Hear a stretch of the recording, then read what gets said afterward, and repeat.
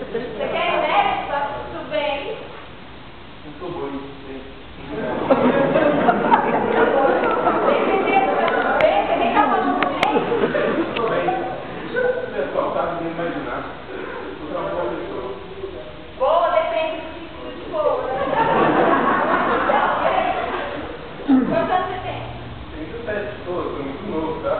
Ah, quem disse que eu quero fazer programa de rádio desse? Tem gente pra pagar dinheiro só. Sai fora, rapaz. Você é isso? Que tipo de família você tem? É, se eu tivesse, eu tava voltando a bolsa, né? Agora. Seu pai, cadê?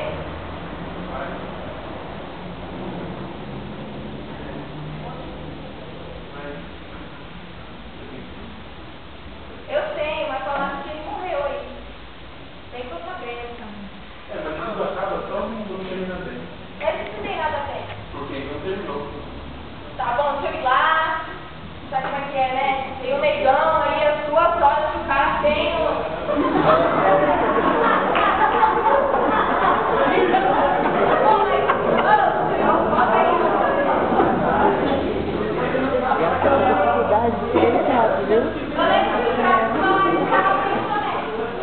É, eu aprendi mais mentira.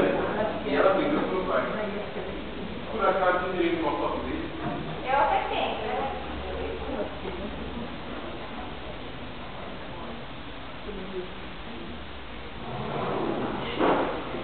Meu Deus, ela tá dando a caminha pra fora dela.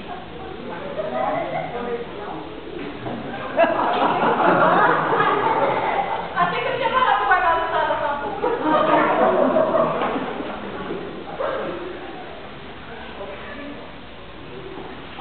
Você saiu? Esse cara aqui é seu pai? Sim, é esse meu pai.